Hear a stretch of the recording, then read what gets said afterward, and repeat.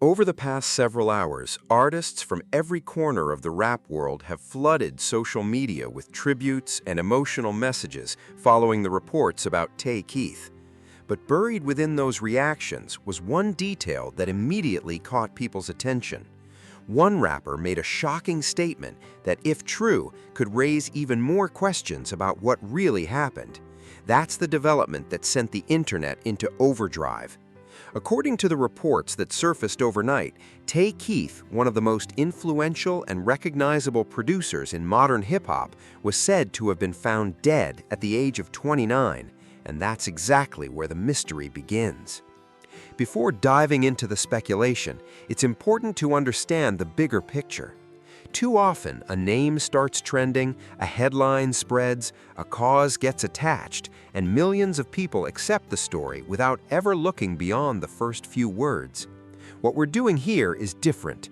We're tracing the timeline from the earliest claims to the official information available and showing you step by step where the narrative lines up and where questions start to emerge. So let's go back to the very beginning and break down everything that was reported in the exact order it unfolded. On June 18, 2026, Tay Keith's name suddenly began appearing across social media feeds for one reason. People were claiming that he had died. The first reports appeared to come from individuals in Memphis, his hometown, before spreading rapidly throughout the wider hip-hop community and among artists who had previously worked with him. One of the earliest public reactions came from a well-known Memphis figure who said he had just received the news through someone he personally knew. Like many others during those initial hours, he presented it as information he had heard rather than a fully verified account backed by confirmed details. But often, but just people dying in the rap space, man. Almost immediately, he stopped and corrected himself, as if the word producer simply wasn't enough to describe Tay Keith's impact on the industry. He shifted from calling him just a producer to labeling him a super producer, a title that reflected the massive influence he had built in modern music. And right after that, he revealed the reported location and timeline of what had supposedly happened. Tay Keith passed away in Memphis. That one statement instantly shaped the conversation for the rest of the day. The report claimed that Tay Keith had passed away, and the earliest details connected the situation to Memphis, a detail that felt believable to many since it was the city that raised him and helped shape the sound that made him famous. From that point forward, the same speaker did what almost everyone does when a major figure in music is involved in a story like this. He started talking about the legacy, because that's what made Tay Keith a household name in the first place. Before discussing anything else, he highlighted the records, the achievements, and the credits that defined his career. Responsible for Sexy Red. He's done a lot for Drake. He continued by saying that he could easily spend an entire day just listing the countless artists Tay Keith had collaborated with throughout his career. Then he shifted the focus to something even bigger, explaining how deeply Tay Keith's influence had been woven into the sound of modern hip-hop over the past several years. He's really been put game down. He emphasized that Tay Keith's success wasn't built on one breakout record or a brief moment in the spotlight. Instead, it was an incredible run that stretched across years, with his signature sound dominating playlists, radio stations, and hit records, to the point where it felt impossible to escape his influence. Without hearing the Tay Keith beat. The first thing that became clear was the magnitude of the situation. This wasn't just another name making headlines. This was a producer whose sound had helped define an era of hip-hop. And that alone explains why the reports spread so quickly and why reactions poured in from every direction almost instantly. Then the speaker shifted to the question everyone was waiting to hear answered: what exactly happened? But this is where things took an interesting turn, because he never claimed to have the facts. Instead, he openly admitted that he was only speculating. "I don't want to jump to conclusions, but based on what people have told me about Tay Keith," He went on to describe the image of Tay Keith that had been shared with him over the years. According to what he had heard, Tay Keith was known as someone who focused on his craft, avoided unnecessary drama, and spent more time in the studio chasing success than getting caught up in street life. Key guy, I don't think he was in the streets. He lived in the studio. That description ended up being more significant than it first appeared because of what came next. Based on the image he had been given of Tay Keith, he seemed to dismiss the possibility that violence was involved. He made that point clear, but once again he was careful to remind everyone that he wasn't speaking from confirmed information and that his comments were only his personal assumption. Murdered or was any crazy violence when. So even in one of the earliest reactions from someone treating the story as breaking news, the assumption was never that Tay Keith had been the victim of violence. In fact, the impression being given was the complete opposite. He actively pushed back against that possibility, while also making it clear that he didn't have verified information in front of him. He then shared what he personally believed may have happened, carefully presenting it as speculation rather than fact. His theory pointed toward an issue that has affected far too many people in the music industry over the years, connecting the situation to a broader pattern instead of anything specifically known about Tay Keith himself. You know, with a lot of other legends passed away. The final word he used to complete that thought didn't point toward violence at all. Instead, it hinted at the issue that has quietly impacted countless people throughout the music industry over the years. Almost immediately, though, he pulled back from that suggestion because he knew he was speaking on a situation where he had no direct knowledge of the actual circumstances. He even apologized ahead of time in case his assumption turned out to be completely wrong, stressing once again that he was doing nothing more than offering a guess. I could be wrong, and I apologize if I'm wrong, but I don't want to guess. That's what the first wave of reporting looked like. A name, a location, a list of credits, followed by a careful refusal to confirm a cause, paired with a theory the speaker repeatedly disowned. There was no claim of a homicide here. There was a claim of a death and an open question about why. He also placed Tay Keith inside a longer list, naming other people in rap who had passed over the years, and using that to highlight how frequently this happens and how rarely it's fully talked about. Passed away in the rap space. He loosely grouped together different causes, listing several factors that have affected people across the music industry. And once again, none of it was tied directly to Tay Keith himself. It was simply context being added, not any form of confirmation or verified conclusion. We're without hearing the Tay Keith. So by the end of that first reaction, the audience was left with a reported death, a refusal to lock in any cause, and a reminder to look at the wider pattern behind it all. The question of how it happened was still wide open. It's worth pausing on how stories like this spread, because it explains a lot about the headline we're dealing with here. In those opening hours, almost no one actually has real facts. What exists instead is a name, an emotion, and a comment section already demanding answers. The pressure to say anything at all becomes overwhelming, and that exact pressure is where speculation starts to form. The speaker on camera was clearly feeling it, trying to land on a cause, then pulling back each time he got close. That back and forth between explaining and refusing to invent anything becomes the defining tension of the entire first day. Nobody with direct knowledge stepped forward to confirm a cause. People were reacting to a loss, not documenting an investigation. Yet somewhere along the way, all that uncertainty got squeezed into a single confident headline suggesting a killing had been uncovered. That gap between the original source and the final headline is what ends up mattering most. The Kid from South Memphis. To really understand why this story hits so hard, you have to understand who Bratavias Leith Chambers was before he ever became a headline, because the scale of the reaction is directly tied to the footprint he left on an entire era of sound, and that footprint is massive once you actually lay it out. He came out of South Memphis, a city known for its raw and gritty musical roots, and he started young. The reports that confirmed his passing also went back to his earliest days, describing a teenager building beats on a piano and uploading them online before anyone even knew his name. According to the way his story has been told, he found his passion for music at just 14 and began posting early work to YouTube and DatPiff, including remakes of popular tracks, the kind of DIY hustle millions attempt but few ever break through with. In his last major sit-down interview, one that's now being reshared because of its timing, he spoke about where that drive actually came from. He explained his motivation in detail. He described struggle not as something that defeated him, but as the force that shaped him, the engine behind everything he went on to achieve.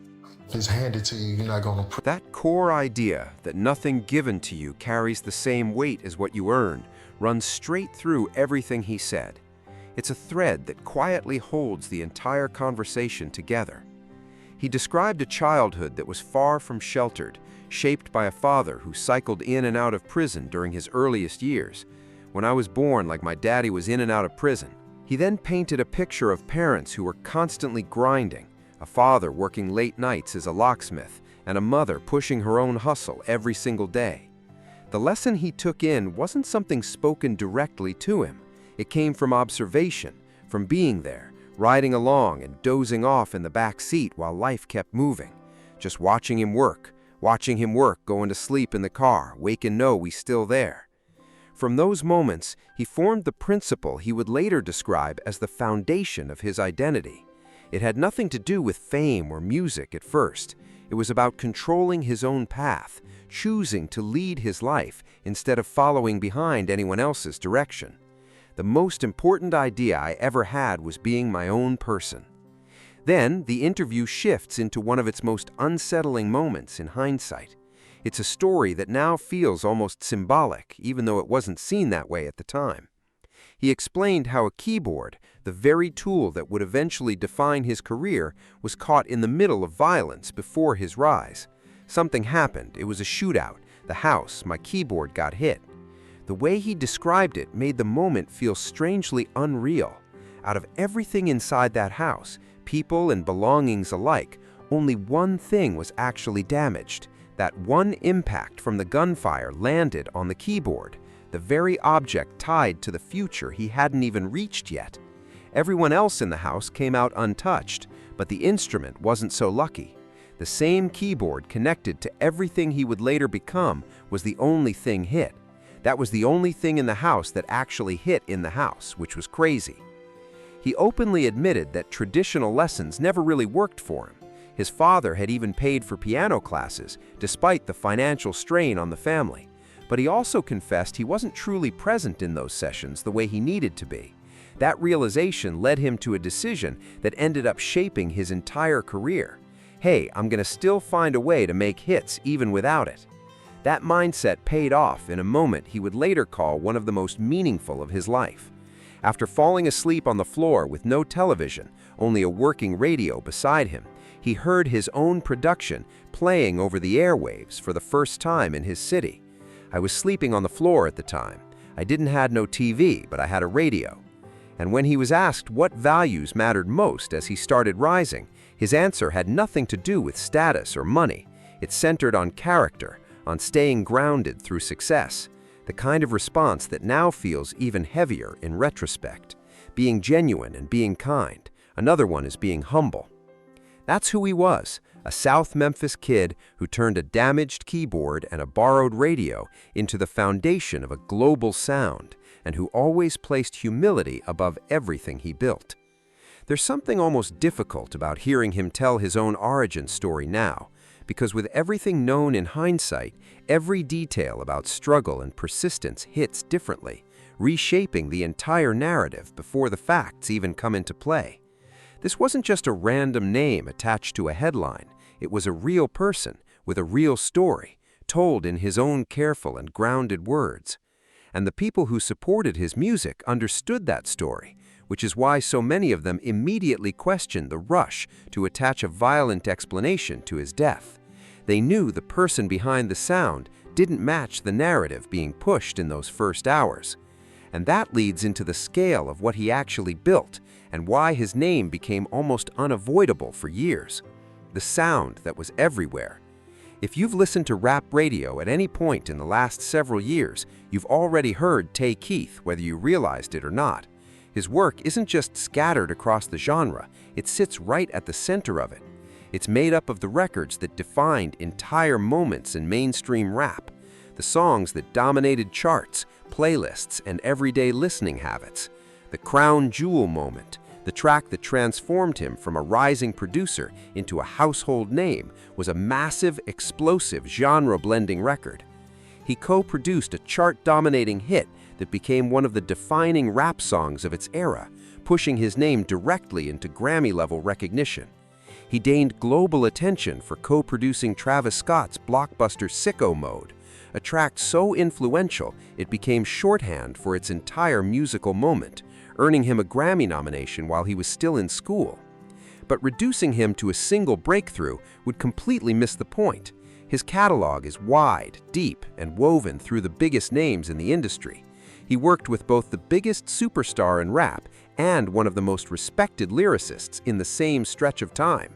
His credits stretch across Drake's Non-Stop, Blockboy JB's Look Alive, Eminem's Not Alike, and even a contribution to Beyoncé's Homecoming Live project.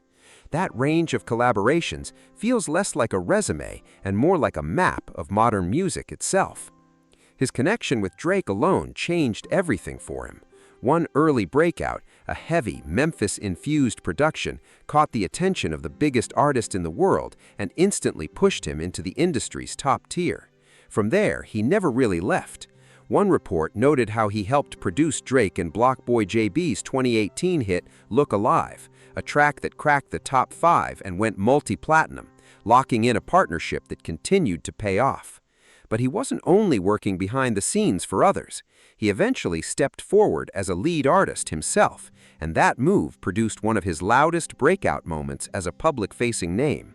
That record didn't just perform, it introduced him as someone who could carry a hit on his own. It marked his first entry on the Hot 100 as a lead artist, not just a producer in the background. It proved he wasn't only building hits, he could be the face of one too. He also played a major role in the rise of Sexyy Red in 2023, producing her breakout track Pound Town, keeping his influence locked into the newest wave of rap.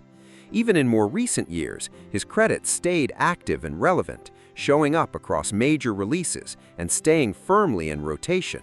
His latest work included Jack Harlow's 2025 track, Just Us, featuring Doja Cat, along with placements on Travis Scott projects, proving he never slipped into irrelevance. He remained active, present, and fully embedded in the evolving sound of the genre. There's a moment in that first reaction video that says more about his impact than any chart ever could. The speaker reaches for the biggest names he can think of, the artists who define what a generational producer actually looks like, and he places Tay Keith right there among them. Of this era, the Lex Luger, the Metro. That's the company he was being placed in. The architects whose sounds don't just define songs, but define entire eras of music. And that's exactly why the speaker kept returning to the same instinctive reaction again and again. The feeling was that this was someone who still had so much ahead of him, a future that felt unfinished. 9 years old. And he kept coming back to the same thought over and over again, the feeling of how much was still unfinished, how much more distance there should have been on the road ahead. In the tank too. So much more in the tank. So now the full weight of the situation is on the table. The man, the struggle that shaped him, and the catalog that made his name impossible to ignore. That's exactly why the question in the headline, the how, triggered so much heat and so much speculation. When someone this central to the culture passes so young, people demand answers instantly. And that urgency is exactly what a misleading headline feeds on. The bigger the figure, the bigger the void they leave behind. And voids never stay empty. They get filled with theories, with rumors, with confident statements that often have no real foundation. The more influential the person, the faster that speculation starts to harden into something that looks like fact. Tay Keith was influential enough that the speculation moved at full speed. But the real issue comes when you separate what was being speculated from what was actually confirmed, because those are two completely different worlds. One is built on emotion and early reactions, and the other is built on official reporting. And the gap between them is where the real story actually sits. The official account is the only part grounded in verified information. Multiple major outlets reported consistent details sourced directly from police. According to those reports, he was found dead in his Nashville apartment during a welfare check, not in Memphis as early reactions suggested, and not in any scenario involving another person. That distinction matters because the official statement did not describe a crime scene or an attack. It pointed away from that entirely. Authorities stated that no foul play is suspected, a specific term that indicates there is no evidence another person was involved. At the same time, they made it clear the case was still incomplete. The death was listed as unclassified pending autopsy results, meaning the actual cause had not yet been determined at all. Now place that beside what was circulating online in those first hours. Even the most widely watched early reaction never actually confirmed a killing. In fact, it pushed back against that idea repeatedly, making it clear it was not speaking from certainty. But I don't think he was murdered or any kind of violence involved. And every time the speaker approached a theory, he immediately pulled it back, refusing to present speculation as fact. He kept reminding viewers that he was only guessing, almost overcorrecting himself in real time, as if aware of how easily words could be misinterpreted. And we don't know why he passed. I'm just assuming. So when a headline claims that rappers revealed how Tay Keith was killed, it collapses under the actual record. Police reports explicitly state no foul play suspected. Early reactions explicitly reject the idea of confirmed violence, and official statements make it clear the cause of death had not even been determined yet. What's missing from both is the one thing the headline promises, a confirmed explanation. It doesn't exist in any verified source. The case, by design, was still open and awaiting medical determination. And that's the key point.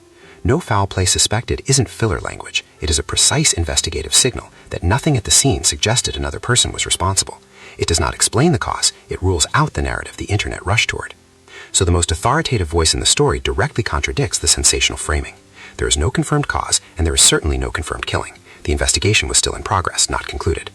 And while the internet focused on filling that gap with theories, the speaker in that first reaction moved in a different direction entirely. He didn't use the moment to solve anything. He used it to highlight something larger, the recurring pattern of young lives lost in music, and how quickly the conversation shifts away from the person and into speculation instead. He didn't stop at commentary. He pushed it further into a direct message aimed at anyone watching who might be dealing with their own struggles, urging them not to go through it alone, no matter what they were facing. He even connected it back to his own personal experience, pointing out how openly he had discussed his own struggles and describing a pressure he saw within his community to stay quiet and act strong instead of asking for help. That, he suggested, was the real response, not uncovering some hidden cause of death, but encouraging people to speak up. Opening up to people is considered weak. So at this point, the full picture is clear, and it points in one consistent direction. That means it's time to directly measure the headline against everything that has been established and clearly separate what is supported by evidence from what isn't. The verdict on the headline becomes unavoidable once you do that. Let's break it down piece by piece, because every part of it makes a claim that can now be checked against the actual record. The headline states that rappers finally revealed how Tay Keith was killed. There are three major claims embedded in that sentence, and each one collapses under scrutiny. The first claim is that he was killed. That word specifically implies a violent cause and the involvement of another person. But official sources, the only ones with access to the scene, stated the opposite. Across multiple verified reports, police made it clear that no foul play is suspected and that the case remains unclassified pending autopsy results. There is no official determination of a killing, and at the time of reporting, there was no confirmed cause of death at all. The second claim is that rappers revealed it. A reveal would require someone with real knowledge disclosing a hidden fact, but that's not what happened here. The public reactions from the rap community were expressions of shock and uncertainty, and the most prominent voice involved repeatedly stated he did not have confirmed information beyond the announcement of the death itself. Going through anything, find somebody to talk. That isn't a reveal. That's a man clearly stating right from the start that he's operating on second-hand impressions and nothing more. And he keeps reinforcing that boundary every time he gets close to a theory, which is exactly what someone does when they fully understand they don't actually have the facts. I don't assume, but just based off what people tell me about. The third idea is the word finally, which suggests that some long-awaited answer has now been delivered, but in reality, no such answer exists. At the time of the reporting we're working with, the autopsy results were still pending and the case was officially open. The actual cause of death had not been determined, which means the how remained unresolved.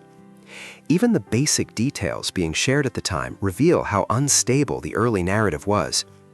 Initial reactions assumed the incident took place in Memphis. However, official reporting placed it in his Nashville apartment, where he was found during a welfare check. That mismatch alone shows how quickly misinformation can form in the absence of confirmed facts. If the earliest posts couldn't even accurately identify the location, the idea that a clear cause had already been revealed doesn't hold up under scrutiny. Thanks for watching. You assume I could be wrong, and I apologize if I'm wrong. But I don't want to